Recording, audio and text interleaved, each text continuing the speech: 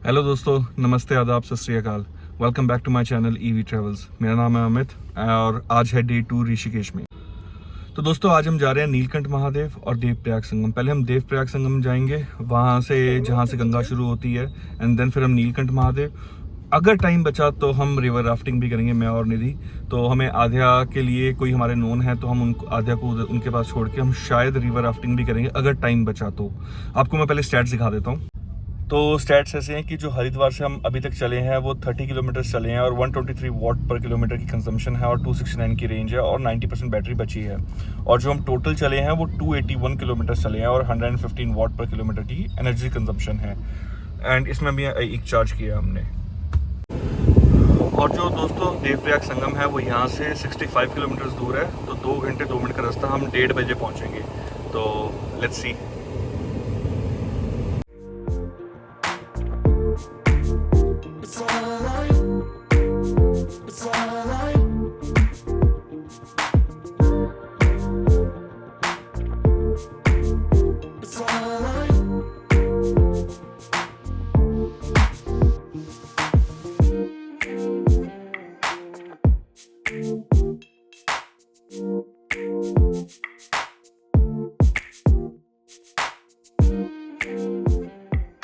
तो दोस्तों हम देवप्रयाग संगम ऑलमोस्ट पहुंच चुके हैं, थोड़ा सा पहले है, मैं आपको व्यू दिखाऊंगा यहाँ पे। बट जस्ट आपको एक अपडेट देनी थी कि हम ना लेट हो रहे थे, तो हमने अपने जो नोन है उनको फ़ोन किया था कि भाई हमने रिवर राफ्टिंग भी करनी है। तो उन्होंने हमें सजेस्ट किया कि पहले हम रिवर राफ्टिंग कर लें और जो गाड़ी है वो हम शिवपुरी छोड़ दें और वो हमें नीचे से पिक कर लेंगे जहाँ पर रिवर राफ्टिंग ख़त्म होती है। तो हमने वहीं पर रख दिया था गाड़ी को और वहीं से हमने ऐसे कर लिया था सारा हिसाब किताब। और फ़ोन मैंने गाड़ी में छोड़ दिया, तो मेरे पास उस टाइम कोई क्लिप्स नहीं है। लेकिन जब हमने रिवर राफ्टिंग की थी तो मैंने उसकी क्लिप्स बनवा ली थी उनसे, जो गाइड थे हमारे। तो मैं आपको वहाँ पे अभी यहाँ पे क्लिप्स लगा दूंगा, तो आप प्लीज़ वो देखना। और मैं पानी में भी गिर गया था।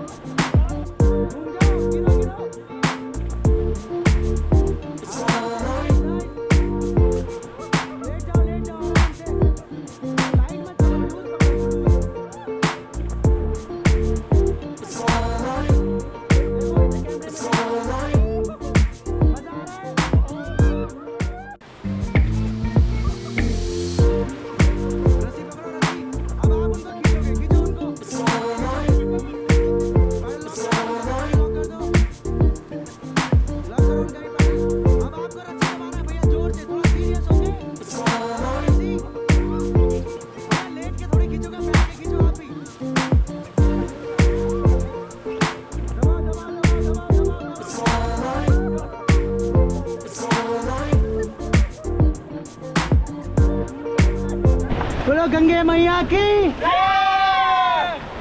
बट अब मैं देवप्रयाग के ऊपर खड़ा हूँ, मतलब कि यहाँ से देवप्रयाग संगम जहाँ से होता है, जहाँ से गंगा मैया शुरू होती है, तो 2 नदियाँ आके मिलती हैं। मैं भी आपको दिखाता हूँ।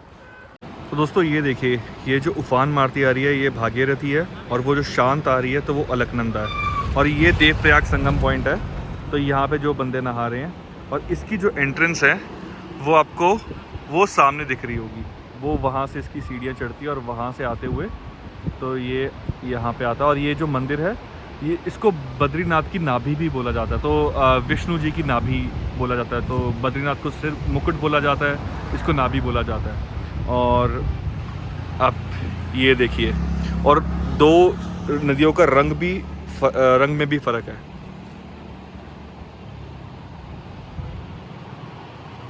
दोस्तों हम देवप्रयाग संगम पहुंच चुके हैं। यहाँ से सीढ़ियाँ उतरती हैं आपको संगम पॉइंट जाने के लिए। और मैं आपको गाड़ी के स्टेट्स दिखाऊं तो 63% बैटरी अभी भी बची हुई है।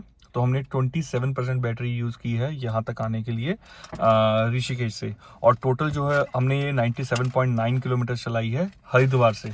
तो 30 किलोमीटर माइनस कर दो, 67.9 किलोमीटर जो है हमने ऋषिकेश से देवप्रयाग संगम तक चलाई है। तो अभी 201 की रेंज बची हुई है और ये रास्ता था up hill and down hill दोनों थे, तो ये एवरेज आई है, तो बहुत अच्छी रेंज मिल रही है अपने को। और यहाँ से भी नीचे आके आपको देवप्रयाग संगम का मीटिंग पॉइंट दिखाऊंगा। दोस्तों वो खड़ी अपनी पंच ईवी और ये यहाँ पे सीढ़ियाँ हैं यहाँ से देवप्रयाग संगम के लिए। तो काफ़ी नीचे जाके है, तो आप थोड़ा सा ध्यान रखना। और ये मंदिर जो मैंने आपको दिखाया था वो और नीचे है, ये वाला तो ऊपर बना हुआ है।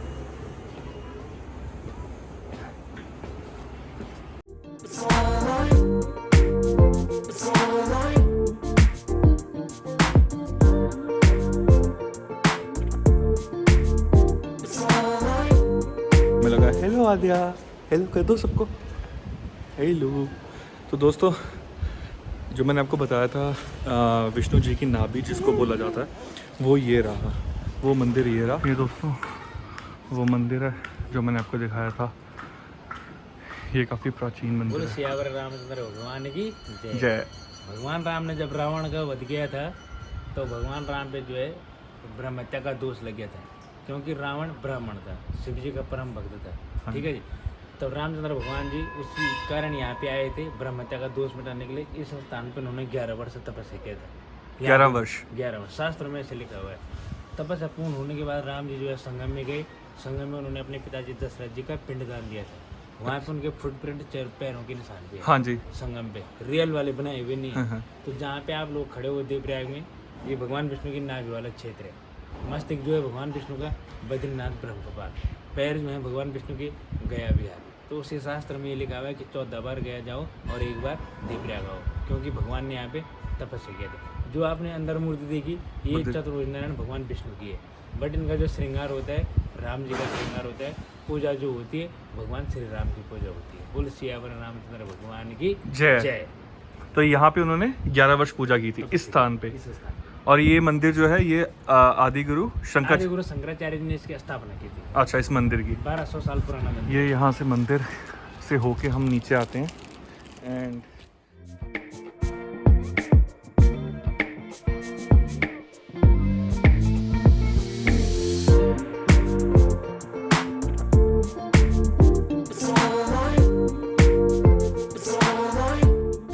हम संगम पॉइंट पहुँच चुके हैं।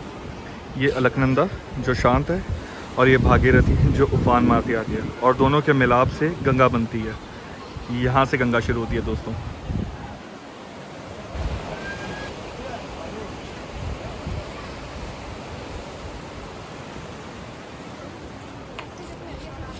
तो मैं इस टाइम पानी में खड़ा हूँ, बहुत ठंडा पानी है। और आप ये देखिए मछलियाँ भी हैं यहाँ पे, अगर आपको दिखे तो।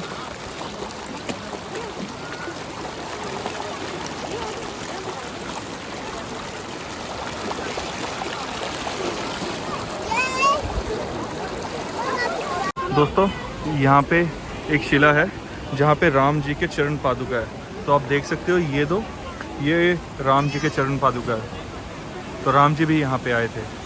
तो दोस्तों हमने संगम पे अपना थोड़ा सा टाइम स्पेंड किया और आप देख सकते हैं सूरज डूबने वाला है। तो आई एम थिंकिंग कि नीलकंठ महादेव हम ना जाएं, but Nidhi my wife wants to go to Neelkanth Mahadev.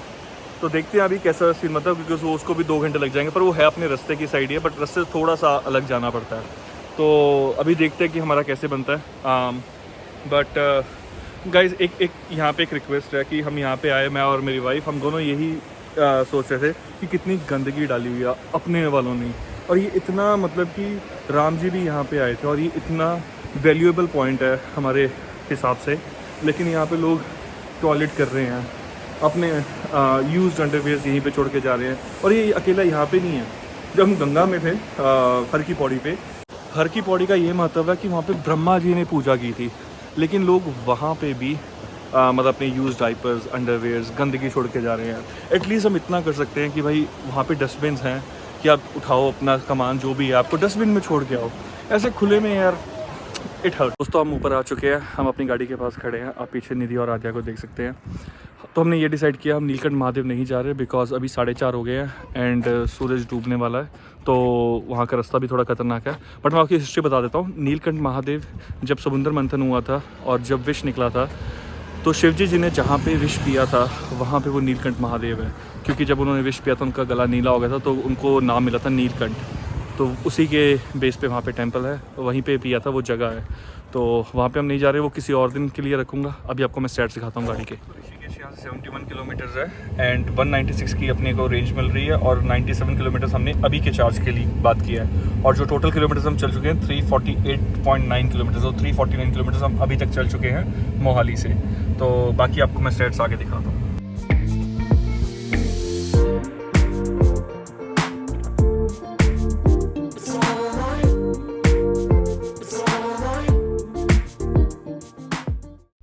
दोस्तों हम होटल अलकनंदा पहुंच चुके हैं, और इस होटल में स्टैटिक का 60 किलोवाट का चार्ज है, जैसे आप सामने देख सकते हैं।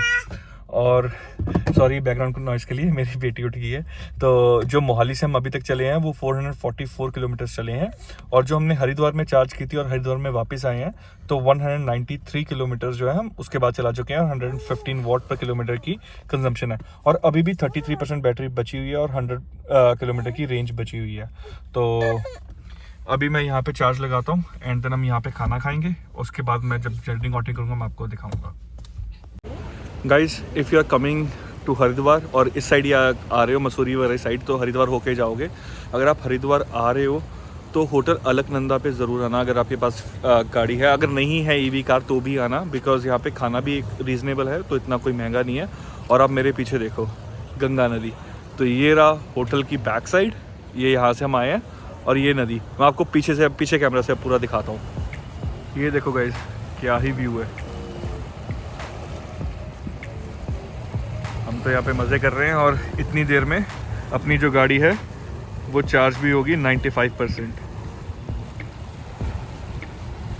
तो हम जब तक यहाँ से 10 मिनट और लगा के फ्री होंगे तो अपनी गाड़ी अपनी पूरी चार्ज होगी and then we will go back straight to Mohali. तो हमें बिल्कुल कहीं नहीं रुकना और स्ट्रेट मोहाली पहुँचेंगे। तो गाइस जब तक हमने खाना खाया और अपना व्यू एंजॉय किया, हमारी गाड़ी 98% अभी तक चार्ज हो चुकी है। अभी जस्ट मैं चार्जिंग स्टॉप करने वाला हूँ। ये देखिए गाइस, जो अभी अपना बिल हुआ है 290 रुपीज़ हुआ है अभी तक का, और 22.39 यूनिट्स कंज्यूम किए हैं। तो ये 99% यहाँ पे दिखा रहा है, बट 98% चार्ज हुआ है। और इसको हम स्टॉप कर रहे हैं चार्जिंग को, एंड स्टॉप करने के बाद ये देखिए आवाज़ बंद होगी, और हम यहाँ से गन को अनलॉक कर लेंगे। मुझे उसके लिए तो हम यहाँ से गन को अनलॉक कर लेंगे। तो अब गन अनलॉक, ये देखिए गन अनलॉक करके वापस लगा दी। दैट्स इट, अपनी गाड़ी पूरी चार्ज है। इतना सिंपल प्रोसेस है गाड़ी को चार्ज करना और लगाना। और अगर आपको मील ब्रेक मिल जाए साथ में तो आपका टाइम डबल हो जाता है। Now let's head back to the road. उससे पहले जस्ट मैं आपको स्टैट्स दिखा दूँ। तो अपने स्टैट्स क्या हैं दोस्तों, जैसे मैंने बताया 98% बैटरी चार्ज है। और जो ट्रिप ए है अभी तक, जो मोहाली से अभी तक यहाँ तक आए हैं हम 444 किलोमीटर्स 0.5, तो 445 किलोमीटर अभी तक आए हैं। और हमारी ओडो की रेटिंग है 43,170 किलोमीटर्स। तो मैं ट्रिप बी को रीसेट कर देता हूँ, तो जो हम मोहाली जाएंगे। तो जो अपनी डेस्टिनेशन है वो 223 किलोमीटर्स है, और अपने पास 294 की रेंज है, तो ये ईजिली हो जाएगा। एंड अभी 10 बज रहे हैं और हम रात 2:15 बजे पहुंचेंगे। तो दोस्तों अपनी बैटरी 10% पे आ चुकी है, और मैं इसको पूरे कार को भगाते हुए आया हूँ। तो जो हमने चार्ज करने के बाद चलाई है 98% से, वो चलाई है 236 किलोमीटर्स अभी तक। एंड जो अभी हमारा घर का रास्ता है वो अभी भी 19 किलोमीटर और है। तो दोस्तों लिमिटेड परफॉर्मेंस मोड पे आप देख सकते हैं कि मैंने पूरा एक्सीलेटर दबाया हुआ है, लेकिन गाड़ी 56 किलोमीटर की स्पीड से ऊपर नहीं जाती, 57 की। तो 56-57 इतनी रहती है, इसके ऊपर नहीं जाती। एंड यहाँ पे रेंज दिखानी बंद हो गया, और अगर मैं क्रूज सेट करने की कोशिश करूँ तो ये कहेगा कि कंडीशंस नॉट मेट, तो इसको चार्ज भी होना चाहिए। तो दोस्तों अपनी बैटरी रह गई है 5%, 252 अपनी कार चल चुकी है पिछले रिचार्ज के बाद। एंड टोटल जो हमने चले हैं वो 697 किलोमीटर चले हैं। अपनी जो डेस्टिनेशन है वो सिर्फ 4 किलोमीटर दूर है, तो मुझे कोई रेंज एंग्जाइटी नहीं है। मुझे पता था कि भाई इतनी बैटरी बचेगी या आसपास, और मैंने ये गाड़ी बिल्कुल भी रेंज के हिसाब से चलाई। मैं इसको 90-100 पे खींचा, तो दैट की रास्ता जल्दी कवर हो। दोस्तों हम घर पहुंच चुके हैं, 4% बैटरी बची हुई है और मुझे कोई रेंज एंग्जाइटी नहीं है। मैंने गाड़ी अभी ऑन नहीं किया बिकॉज अगर मैं ऑन करूँगा वो कॉन्टिन्यूस बीप करनी शुरू कर देगी, तो आपको स्टैट्स बिल्कुल एंड में दिखाऊंगा। तो आप ये देखिए, मैं इस गाड़ी को भगा के लाया हूँ 90-100 पे। इसने फिर भी मुझे 255 की रेंज दी है अभी तक। अभी 4% बैटरी बाकी है और 2% मैंने कम ही चार्ज की थी, तो मतलब कि हमने 6% बैटरी बचाई है और 252 की रेंज अभी तक है, ऑलमोस्ट 252 एग्जैक्टली मैं अभी दिखाऊंगा। तो कहीं पे मुझे कोई रेंज एंग्जाइटी थी एट एनी गिवन पॉइंट कि भाई 10% से कम गई, तो मुझे पता था कि भाई इतना रास्ता तो कवर हो ही जाएगा। तो दोस्तों 701 किलोमीटर हमने चलाई है और अप्रॉक्सीमेटली 4% बैटरी अभी बाकी है, ये पूरे ट्रिप की है। और इस जो रिचार्ज के बाद है 256 किलोमीटर चलाई है। एंड जब से अपनी बैटरी 10% के नीचे गई थी, वहाँ से लेके मेरे घर तक 6 चार्जर्स थे, but I chose not to charge because मुझे कहीं पे भी रेंज एंग्जाइटी नहीं थी। मुझे पता था कि मैं पहुँच जाऊँगा। मैंने गेस किया था 5% पे पहुँचूंगा घर पे, लेकिन हम 4% पे घर पे पहुँचे, तो आई वॉज ऑलमोस्ट करेक्ट। तो guys, if you have stayed this long, thanks for staying connected. अगर कुछ भी क्वेश्चंस हैं आप प्लीज़ कमेंट्स में मेंशन करिए, I will try my best to answer those. Please do like, share and subscribe. And रब रखा, भारत माता की जय।